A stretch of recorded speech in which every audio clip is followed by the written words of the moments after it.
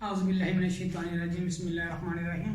हम इस सिलसिले का के पार्ट 3 का आगाज़ करते हैं और ये गालिबन आखिरी पार्ट होगा इंशाअल्लाह। अब ये मरहला आ गया कि आप कमरा इम्तिहान में या जहाँ पे आपका इंटरव्यू हो रहा होता है वहाँ पे आपने दाखिल होना है। जब आपको बुलाया जाएगा तो वो आपको ही बुलाया जा रहा है। दरवाजे पे खड़े होके मे आई कम इन सर नहीं जी कहना, ठीक है। और आगे एक कुर्सी खाली पड़ी होगी, आपने ये नहीं पूछना कि मैं इस पे बैठ जाऊं जी। वो आपके लिए ही है, इतनी कॉमन सेंस आपको होनी चाहिए कि मेरे लिए कौन सी कुर्सी रखी हुई है। आमतौर पे मेंबर के बिल्कुल सामने वाली कुर्सी जो है वो आपके लिए रखी हुई होगी। इसके बाद है कि आपने जो ग्लासेस हैं ग्लासेस आपने कलर्ड नहीं लगा के जाने, ठीक है। बाद में फोटो सन होते हैं, फोटो ब्राउन होते हैं, लेकिन उनको आप थोड़ी देर जेब में डाल के उनका कलर पहले आप डिम कर लें, तब आप कमरे में जाएं। और दूसरा, पी कैप आपने बिल्कुल नहीं पहननी। पी कैप को बहुत बुरा तस्वीर किया जाता है। सबसे पहले सवाल आपसे मेंबर करेगा और आम सी नेचर के होंगे, जैसे मैंने पहले अर्ज किया, narrate yourself and so and so. उसके बाद सब्जेक्ट एक्सपर्ट्स के क्वेश्चन आएंगे। सब्जेक्ट एक्सपर्ट्स ने आपसे जो क्वेश्चन पूछने हैं वो आपके फील्ड के मुतलका हैं, जिस फील्ड में आपने एमएससी की हुई होगी या अपने बीएस ऑनर्स किया हुआ होगा, उससे मुतलका जो है वो सब्जेक्ट स्पेशलिस्ट आमतौर पे 2 जी होते हैं, कभी 1 भी होता है। तो आपसे 3, 4, 5, 7 मिनट वो क्वेश्चन पे लगाएगा। और क्वेश्चन किस तरह होते हैं, एक क्वेश्चन से दूसरा क्वेश्चन निकलता है। आपने कोशिश करनी है कि जहां आपका फील्ड स्ट्रांग हो उस फील्ड पे उसे लेके आना है।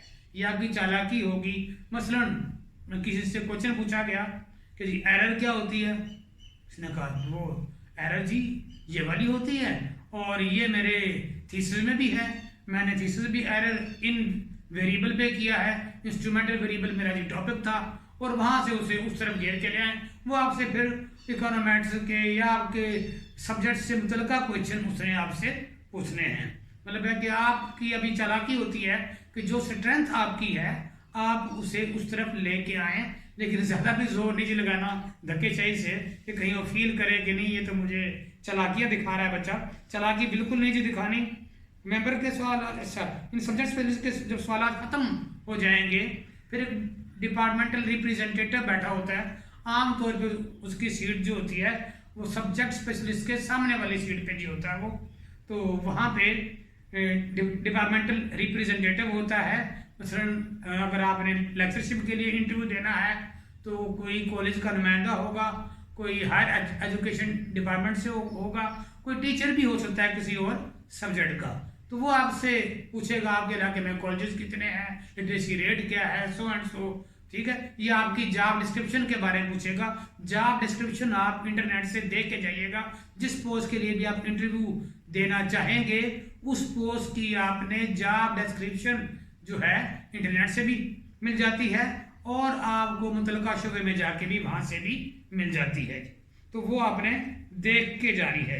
तीसरी बात ये है कि आपने वहां जाके कोई ऐसी बात नहीं करनी, मेरे मोहल्ले में फौतगी हो गई थी जी, मैं तो बीमार था, ये था वो था, वो मतलब इसको एक बुरा मतलब एक लाइक नहीं करते इस चीज़ को। आप कहें ठीक है आप एक डिफेंड करने आए हैं, वो कहते हैं it is not a charity, यहाँ आपको कम्पीट करना चाहिए, ठीक है। तो कोई एक्सक्यूज, मेरे बेबी हो गए थे जी, मैं तैयारी नहीं कर सकी, मेरी शादी हो गई थी, सो एंड सो, आमतौर पे अपनी पर्सनल लाइफ आप डिस्कस वहाँ पे ना कीजिएगा जब तक कोई मेंबर आपसे पूछे ना। आमतौर पे मेंबर पूछते नहीं है, अगर पूछ लें तो फिर आपको पता होना चाहिए और आप बता के भी जाएंगे।